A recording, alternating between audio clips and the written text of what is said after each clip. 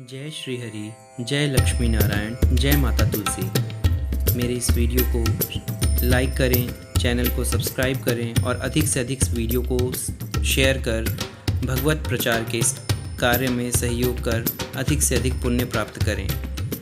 मित्रों, कार्तिक महात्म्य की इस श्रृंखला को आगे बढ़ाने से पहले हम पंचदेवों का और गुरु का ध्यान कर तब इस श्रृंखला में अगले अध्याय पर बढ़ते हैं। ओम श्री गौरी गणेशाय नमः। गजाननं भूतगणाधिसेवितं कपितजम्बूफलचारुभक्षणम् उमासुतं शोकविनाशकारकं नमामि विघ्नेश्वरपादपङ्कजं। नमो देव्यै महादेव्यै शिवायै सत्तं नमः। नमः प्रकृते भद्रायै नियताप्रर्थास्मताम्। ओम नमो भगवते वासुदेवाय।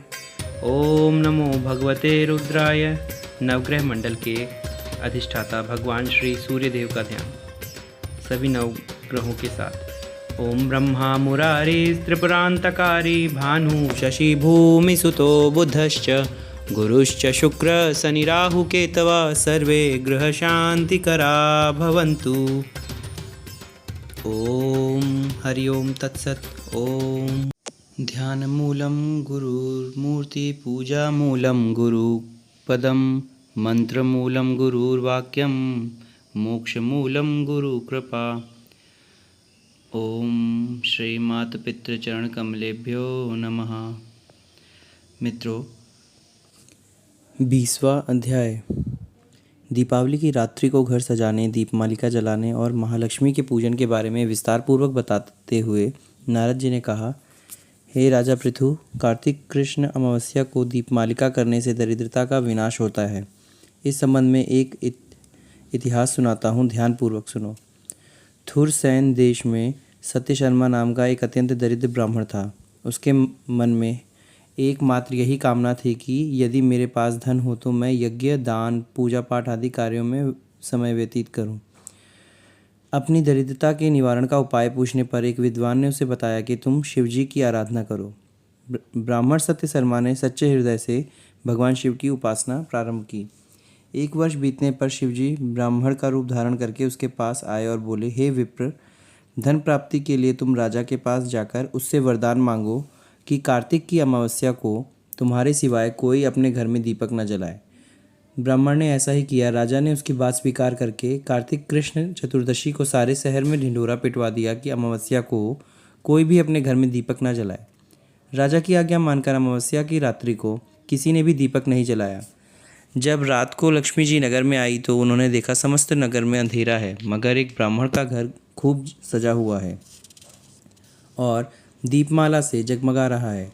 लक्ष्मी जी प्रसन्न होकर उसके घर में प्रवेश करने लगी। लक्ष्मी जी को अपने घर में प्रवेश करता देखकर सत्य शर्मा मार्ग रोककर खड़ा हो गया और कहने लगा, हे भद्रे, आपके पति अति कठोर हैं और आप अति चंचल हो, अतः हमारे घर में प्रवेश मत करो। तब लक्ष्मी जी ने उत्तर दिया, भगवान के शयन के समय मैं आई हूँ, इस कारण निश्चय ही तुम्हारे घर में निवास करूँगी।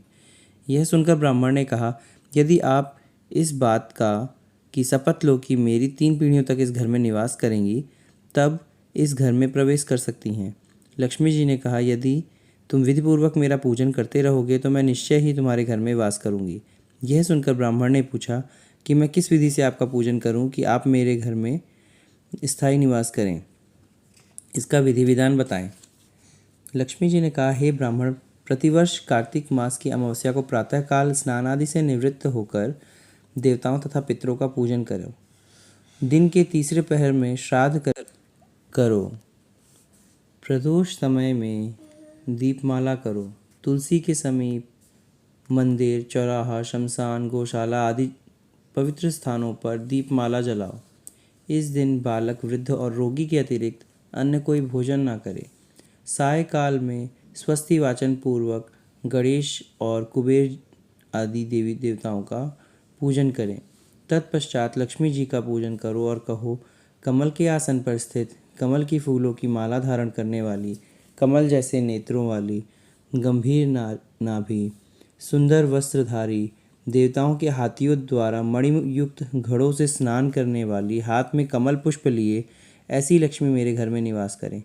सर्वप्रथम लक्ष्मी जी को आसन दे, फिर पाद्य, अर्घ्य आचमन, स्नान, वस्त्र, धूप, दीप, नैवेद्य, जल, तांबूल, सुपारी इन सभी वस्तुओं को अर्पण कर कर नमस्कार करो।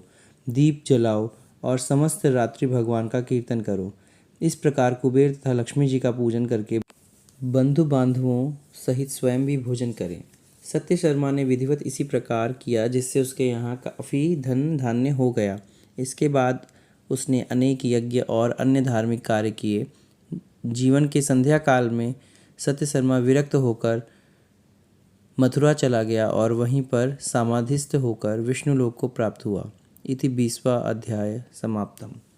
वीडियो अच्छी लगी हो तो लाइक करें, चैनल को सब्सक्राइब करें और अधिक से अधिक सनातनी भाई बहनों के साथ शेयर करें और इस भगवत प्रचार के कार्य में अपना सहयोग दें। जय श्री हरि।